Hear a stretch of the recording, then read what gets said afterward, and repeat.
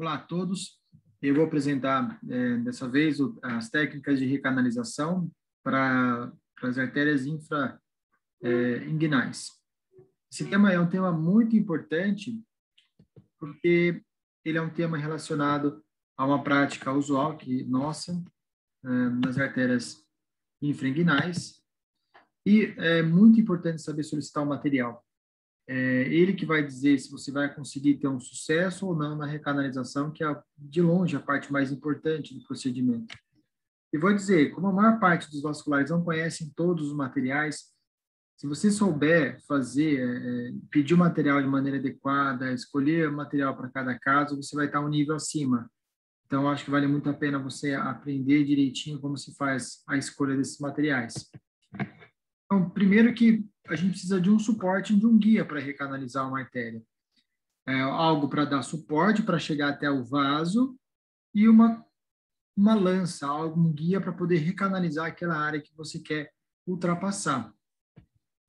Suporte, a gente tem 3 tipos: o catéter convencional, o catéter balão e o catéter de suporte. O convencional é aquilo que a gente utiliza geralmente, que é o catéter de vertebral, 4 ou 5 French. A gente usa o catéter vertebral porque ele possui uma angulação na ponta que permite com que você consiga posicionar na região adequada, e essa angulação não é muito angulada demais, e também ela é curtinha, então você consegue posicionar mesmo em vasos um pouco mais curtos, um pouco mais finos, né? E o catéter balão, o ideal é você utilizar, na verdade, um catéter vertebral que tenha um corpo dele mais duro. A gente tem 2 no mercado hoje, que é da Cordes e da Cook, que são mais rígidos, então eu prefiro sempre esses catéteres. O catéter balão pode ser utilizado também, tem a desvantagem de ser um pouco mais, não ter a mesma dureza dele, né, que a gente chama de pushability, ou seja, o quanto você empurra atrás ao que responde na ponta. Ele é um pouco mais mole que o catéter normal, mas tem a grande vantagem que a ponta dele é muito próxima do fio guia, então ele desliza melhor sobre aquela área que você recanalizou. E outra coisa interessante é que uma vez que você passou o catéter, você pode insuflar ele, desinsuflar, avançar de novo, insuflar, desinsuflar, assim como a cardiologia faz, para você ir ganhando aos pouquinhos o trajeto até a área que você acha que é a área de recanalização completa. Eu uso sempre o catéter balão quando eu não consigo com o catéter normal. O catéter de suporte é um catéter especialmente desenhado para esse fim. Ele tem a vantagem de ser mais duro ainda que o catéter vertebral, mais rígido que o catéter vertebral, e a vantagem também da pontinha dele ser bem próxima do fio guia. Então, ele consegue unir o melhor dos 2 mundos, recanalizar pela dureza e também recanalizar por ser muito próximo da pontinha do guia. Tem 0,14, 0,18 e 0,35, a depender do guia que você vai utilizar. Existem vários no mercado: CXI, Quickcross, Seekers. Eu costumo usar esses 3, mas tem outros no mercado que você pode utilizar, são mais ou menos parecidos, não tem muitas diferenças entre eles. Então, a função do guia, eu falei do catéter de suporte. Falando do guia especificamente, a função dele é chegar até a lesão, atravessar a lesão e depois manter um suporte adequado para que você consiga levar o stent, levar o balão, levar seja lá o que for. Então, o mais importante, na verdade, é atravessar a lesão. Isso eu vou falar nessa aula. A gente sabe que 10 a 30% das artérias a gente não consegue recanalizar. Por algum motivo, porque ela é calcificada, porque é uma oclusão muito difícil de abrir. Então, o fio guia deve ser muito bem escolhido para que você diminua essa taxa de 10 a 30%. O guia tem 3 partes. Um corpo principal, que é aquela parte mais comprida, uma área de transição, que é uma área que não é tão dura, mas vai diminuindo, vai ficando cada vez mais mole conforme vai chegando na ponta, e a ponta em si. Então, são 3 partes. O centro, que é a parte que está mais associada ao corpo do fio guia, ou chamado de alma, ou core, é o que está dentro do catéter. Ele é o que dá o suporte maior do catéter. Ele pode ser de aço inoxidável, Durasteel ou nitinol. O aço tem mais suporte, mais pushability e mais torque. Torque é quando você gira atrás e ele responde na ponta. Lembrando, pushability É o que você empurra atrás, o que responde empurrando na ponta. Mas, ao contrário dos outros fios, dos outros materiais, ele tem pouca flexibilidade e navegabilidade. Já o Durasteel, ele é mais ou menos a metade dos dois, tem as duas características, mas nem para um nem para o outro. E o nitinol é mais flexível, mais resistente ao kink, navega melhor. Quanto ao suporte, o fio guia 0,35, claro, por ser mais grosso, ele tem o maior suporte, em termos de 400 gramas. Agora, uma coisa interessante, o fio 0,18, ele tem o dobro do suporte do fio 0,14. Então, quando você precisa de um suporte maior, não é só um pouco a mais. O 0,18 ele tem o dobro do suporte do 14. É para você escolher melhor o guia que você vai utilizar. E outra coisa, agora vou falar da área do trânsito, eu falei do corpo, né, da parte de dentro, vou falar da área de transição. A área de transição é aquela parte que vai diminuindo a dureza dele até chegar na ponta. Se essa diminuição do core, né, que você vê que está diminuindo cada vez mais, gradual, ele é adequado para você fazer, como na figura da esquerda, para artérias que você tem que entrar num ramo, numa artéria tortuosa, que ele tem que fazer toda aquela conformação. Para artérias que você tem que dar suporte, aí é melhor ter um estreitamento curto. Então, estreitamento longo para quando você tem que entrar em artérias e fazer a curva. Estreitamento curto para quando você quer recanalizar a artéria num trajeto retilíneo. E a ponta, falando da ponta, ela pode ser mais mole ou menos mole, a depender se a alma chega até a ponta ou não. Se a alma chega até a ponta, bem na pontinha, há mais transmissão de força, menor feedback tátil, maior dirigibilidade e mais durável e maior densidade de ponta, mais peso de ponta. Se ele acaba antes e fica só o anelzinho na ponta, ele é mais flexível, mais flop, mais delicado. A gente usa principalmente para aqueles fios que a gente vai recanalizar artérias para embolização, por exemplo, né? Então, essa é a característica. Agora, pensando em capacidade de penetrar dentro da lesão, isso depende de dois fatores. Primeiro, o diâmetro do guia. Quanto mais fino o guia, mais fácil de ele entrar. E do formato da ponta. A ponta pode ser, um guia pode ser 0,14 e tem a ponta ainda mais fina. Ou 18 tem a ponta ainda mais fina. E, além disso, o que a gente chama de peso de ponta, o tip load, que a gente fala, que dá em gramas. Nada mais é que um teste de bancada que é feito para que você avalie a dureza da pontinha do guia. Então, coloca o guia num aparelho, deixa ele preso e solto somente 1 centímetro da pontinha dele e imprime uma pressão. A pressão suficiente para fazer com que ele dobre 2 milímetros é o que a gente considera de tip load. Tá? Então, se deu 10 gramas, é 10 gramas que vai aparecer lá no catálogo. Outra coisa que eu queria falar em relação à ponta é que a ponta ela tem aquelas molinhas que na verdade são um fio que é helicoidal, que fica na pontinha do guia, e também ele pode ou não ter um revestimento de polímero, que é aquela área que é coberta na pontinha do guia, geralmente tem um polímero hidrofílico, né? A gente usa o polímero quando precisa ter alta navegabilidade e não usa quando precisa penetrar. Tá? Então, se ele é hidrofóbico, se ele não tem nenhum polímero, ele é mais duro, ele tem um feedback tátil bom, ou seja, ele consegue empurrar, você sente quando você está empurrando aqui o fio guia, você sente o que está acontecendo na pontinha, você sabe que tem uma área dura, então você tem essa sensação exata do que está acontecendo na pontinha do guia quando você empurra aqui atrás. Ao passo que se você vai cobrindo a pontinha e vai deixando ela hidrofílica, como no último exemplo, polímero mais hidrofílico, você perde essa noção, mas também você tem menos trauma naquela região distal. Então, tudo que eu falei para vocês tem a ver com guia, ou seja, alma, diâmetro, estreitamento, desenho da ponta, cobertura, tudo isso vai dar todas essas características que a gente tem aqui do lado. E é difícil você saber escolher. Então, como é que faz? Você não pode errar a ferramenta para aquilo que você quer. Então, você não vai pregar um parafuso com martelo, né? Então, a ideia é você olhar a lesão, identificar o tipo de lesão, olhar na sua caixa de ferramentas e pensar que técnica eu vou utilizar. Vou usar uma técnica de perfuração, rosqueamento ou drilling, deslizamento ou dissecção. Né? Essa lesão cabe qual técnica? Aí você escolhe qual você quer fazer. A técnica de sliding ou de deslizamento nada mais é que você passar o guia e atravessar dentro dos canaizinhos que já estão presentes.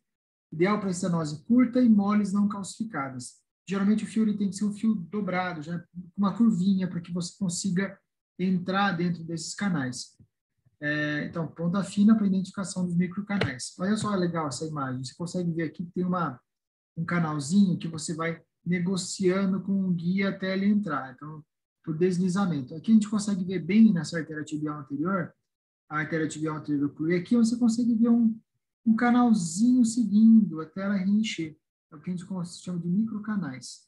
A gente sabe que o guia vai passar bem ali. Então, o que a gente precisa de um fio guia que seja mais maleável, né? Um guia que tenha mais, que não tenha um peso de ponta muito grande. Então, geralmente, a gente começa com os fios que a gente chama de fios de trabalho, ou workhorse. São os fios do dia a dia. Então, o PT2, o Command 014, o Roadrunner 014, ou tem o da Terumo, que a gente chama de Vantage, que tem agora no mercado, 018, 014, que você consegue abrir, ou 035, dependendo se é a femoral, né? Então, esses são os guias que a gente utiliza para, ou de trabalho, nesse B aqui, que tem essa curvinha. Agora, se já tem uma oclusão mais longa, que o guia anterior não funcionou, você utiliza um guia que a gente chama de drilling para fazer um furo, para manter-se ainda intraluminal. A gente sabe que toda vez que a gente quer usar um balão com droga, a gente tem que estar sempre intraluminal. E essa pode ser uma opção. Ele tem uma alta resposta ao torque, ou seja, você gira, ele responde na ponta, e alto peso de ponta, mas em torno de 10 gramas. É diferente do técnico de perfuração, que são 30. Então, esses são alguns exemplos. Então, o Win 14, o Treasure, da Asahi. A gente tem dois, na verdade, todas as empresas têm um fio de mais ou menos 10 gramas, 12 gramas, que pode ser utilizado para drilling. Mas, basicamente, o que a gente vê no mercado, duas empresas que se especializaram bem em fio guia, que é a Abbott e a Asahi, que tem os fios que são mais um portfólio maior, eu vou mostrar para vocês depois. Então, aqui a técnica, a gente pega o guia, aí a gente dobra a pontinha do guia nos seus 2 milímetros dele, em torno de 45 graus, tá? Só a pontinha, como está aqui no C. Se você vai usar a técnica para um fio, para uma artéria fininha, como a tibial, tá ótimo. Se você vai usar para femoral, por exemplo, o ideal é você fazer uma segunda dobradura em torno de 5 a 7 milímetros depois, em torno de 25 graus. Tá? Então, são duas dobras para artérias maiores e uma dobrinha só para artérias menores.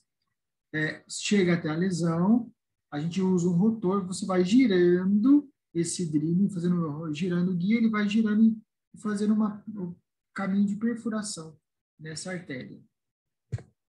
Como esse exemplo, por exemplo, onde eu tentei recanalizar a artéria com um fio guia Command, normalmente, não foi possível. Aí eu troquei pelo Asahi, o Halbert 018, e ele passou a lesão, conseguiu atravessar a lesão. E depois você vê com o balonamento como era uma artéria bastante calcificada. Aqui, outra coisa importante, você vê uma artéria razoavelmente retilínea. Quando eu vou fazer a mesma coisa com o drilling, uma artéria um pouco mais tortuosa, uma curva, o ideal é que a área de transição seja um pouco maior. Então, não prefiro áreas onde o core acaba abruptamente, prefiro áreas um pouco mais, com transição um pouco maior, tá? Como nesse caso. A terceira maneira de recanalizar a técnica chama-se perfuração. É utilizada para aqueles casos onde o cap, que a área de entrada, é dura, crônica, e você precisa de um alto poder de penetração. Mais que 10 gramas, então a gente usa 30, 20 gramas. É uma ponta que, além de ser de alto peso, ela é fina para permitir essa perfuração. Então, como esses exemplos que eu falei, o Astato, o HT Win 200T da Abbott, são fios que têm uma a pontinha, a gente faz a mesma coisa, dobra a pontinha nos 2 primeiros milímetros, 2 ou 3, em torno de 30 a 45 graus. E aí, ao invés de girar o tempo todo, a gente vai empurrando ele. Conforme a gente vai vendo que ele está saindo fora do eixo de recanalização, você vira ao contrário, empurra e assim vai, até você entrar na artéria. Esse aqui é o exemplo, olha que interessante aqui em cima. Tip load de 30, material aço inoxidável, que é o que tem uma alma mais resistente. O core vai desde a parte de trás até a pontinha, que eu falei para vocês para dar mais resistência. Fio 0,18 para dar mais suporte e não coberto, não tem polímero na ponta para facilitar a penetração. Olha a pontinha dele, vê que a pontinha dele é menor do que o corpo dele. Então, ele também tem a ponta mais fina do que o corpo dele, que permite essa recanalização. Esse é um exemplo de uma área onde a técnica é adequada. Olha, tem uma capa fibrótica espessa, bastante ramo colateral, uma oclusão crônica antiga e uma área reabitada distal. Então, como nesse exemplo, tem uma poplite ocluída e a gente chega com o catéter até lá e com o fio vai negociando distalmente até a chegada da área da recanalização. Bom, falei do perfuração, agora a última técnica chama de secção ou subintimal, que é a técnica que a gente utiliza fios hidrofílicos que mantêm a forma da ponta, então o core também tem que chegar até a ponta, mas é um core de nitinol, que tem um corpo que dê uma sustentação para a manobra. Tá? Então, esse é um exemplo, a gente chega até a lesão, tenta recanalizar, não consegue, troca para um fio hidrofílico, e diferente desse de cima aqui, que a ponta estraga rápido, precisa de um fio guia onde a ponta se mantém, como o terumo, o roadrunner, são exemplos desse tipo de fio. Certo? Que faz essa curva, faz esse loop, e depois ele tira e não estraga o loop, mantém esse loop. Aqui é um exemplo onde a gente fez uma recanalização da artéria, em loop a alça grande. Então, a gente começa com uma alça grande, quando vai chegando próximo da área área de recanalização, de área de verdadeira, luz verdadeira, a gente vai diminuindo essa alça para que ela fique menor, bem menor, para que a área flop chegue mais próximo da área de reentrada. Chegou próximo da área de reentrada, você diminuiu o loop, aí você avança devagarzinho, tentando entrar na luz verdadeira. Conseguiu entrar na luz verdadeira, você vai perceber que o loop fica um pouquinho mais fino, aí você progride um pouco mais, ele abre de novo. Isso é um sinal indireto que você entrou na luz verdadeira. Aí você testa e não avança demais subintimal na área que você vê que é de reentrada. Como nesse caso, por exemplo, a gente poderia ter perdido o ramo colateral e não aconteceu isso. Bom, então o fio ele tem que ser uma alma até a ponta, tem que ter, só que a alma não pode ser de aço nem de durasteel, tem que ser de nitinol, tem que ter um revestimento importante de hidrofílico grosso, como nesse caso, ele é de tungstênio para manter a opacidade. Bom, falei sobre as técnicas prioritárias para recanalização. Agora, existem outras técnicas que não dependem só de fio, que a gente pode utilizar para se manter intraluminal. Tá? Quais são? Dispositivos de recanalização, como esse front runner da Cords, que é como se fosse um prendedorzinho que você vai abrindo, ele vai dessecando a intraluminal nessa área de oclusão. Temos também o laser. O laser, ele é feito, o laser excimer, que a gente está vendo aí, ele é feito para você recanalizar com o guia passado, mas você consegue usar ele também sem o guia para tentar recanalizar a artéria. Ele faz um furinho no local, que é muito caro, né? Nem sempre você consegue autorização para fazer, e só pode ser feito em trajetos retilíneos e curtinhos. Os catéteres de reentrada no mercado, existem vários no mercado, eu coloquei 4 aqui, mas hoje em dia já tem pelo menos, aí, que eu saiba, mais uns 2. São catéteres que a gente chega até a lesão e você reentra na luz verdadeira quando você faz a recanalização por via subintimal. Tá? Os 3 primeiros você pode fazer para femoral, e o último para femoral ou artérias distais, tá? O Pioneer, que é esse terceiro, é o único que utiliza IVUS, que é aquele ultrassom intravascular para poder entrar na luz verdadeira. Os outros a gente faz com a arteriografia para poder abrir a entrar na luz certa. Bom, e a gente pensa, pô, então eles são fantásticos. Não são, são duros, você precisa de um introdutor 6 ou 7, são um pouco mais complexos, e assim, a perviedade deles é menor que 90%. Às vezes até bem menos, como o Outback da Cordes, que chega a 64%, 88%. Então, se você vai utilizar, saiba que às vezes pode ser que mesmo usando ele, você não consiga entrar na luz verdadeira. Bom, falei para vocês do tratamento com tentativa anterógrada, agora eu vou falar do tratamento onde você necessita do acesso retrógrado, ou seja, tudo falhou e você precisa de um acesso retrógrado. Quais são as medidas? Então, você pode funcionar qualquer artéria, na verdade. Eu acho que qualquer artéria. A gente evita as artérias tibial posterior proximal, fibular proximal e médio, mas mesmo nelas a gente consegue funcionar em alguns casos. O restante, todas as artérias são funcionáveis de uma maneira ou outra do ponto de vista técnico. E a gente pode fazer uma tentativa retrógrada só via retrógrada. Quando que a gente faz isso? O paciente muito caquético, que não consegue deitar na cama, por dispneia, você tem que revascularizar, tem uma técnica chamada TAMI, que é uma técnica que você faz essa recanalização por baixo, pela pediosa ou pela TP, entra com o introdutor, dedicado como esse, introdutor 4 ou 3.6 French, existem vários no mercado hoje, e recanaliza, trata, balona, coloca stent, tudo por via distal. Tem a vantagem de você fazer por via distal, mas você não tem um controle depois. Então, um tratamento de exceção, tem só alguns artigos com publicação com resultados preliminares. Já a técnica Safari é a técnica que a gente faz subintimal, por baixo, você recanaliza por baixo, laça por cima, vem de cima para baixo e continua o tratamento por via anterógrada. Então, você usou a via retrógrada como auxiliar, mas você acabou fazendo tudo por cima de novo. Então, isso é o Safari. Só explicando, então, os nomes das técnicas.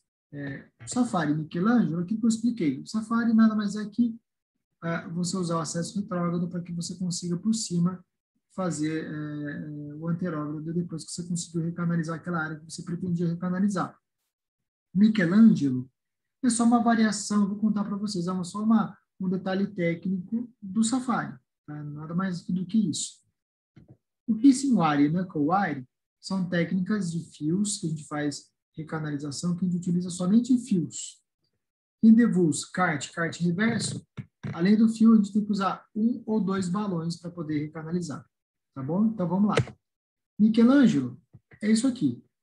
É você, na hora de fazer o Safari, ao invés de laçar, você colocar o guia dentro do catéter. Se você precisa de geralmente a gente coloca o catéter vertebral colado na parede para que o fio consiga laçar dessa maneira. Então, você vira o catéter colado na parede para que o outro fio entre por dentro do catéter.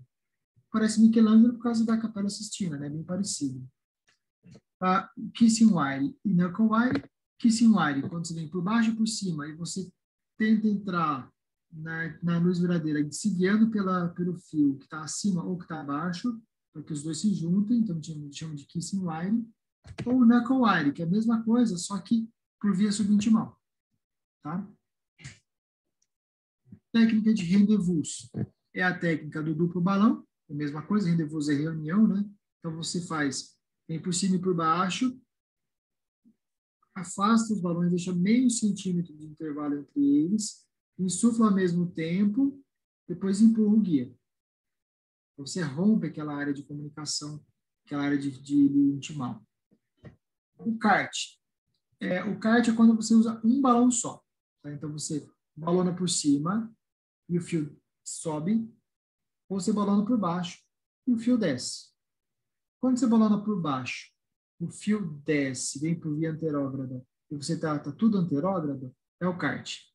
Quando você balona em cima, desinsufla, e o balão sobe por baixo, você trata por baixo, chama-se kart reverso. Tá? Então é a mesma coisa, só que o sentido muda. Bom, falei para vocês o que era mais importante. Lembrando, viu uma arteriografia, imagina, como que eu vou recanalizar essa artéria? Pensa nas suas estratégias: perfuração, sliding, drilling, subintimal. Associa a técnica, pensa nos materiais e vê o que você tem para escolher direitinho o seu material. É isso que é importante em cada caso. Ok, amigos? Grande abraço para vocês e muito obrigado. Vejo vocês essa semana.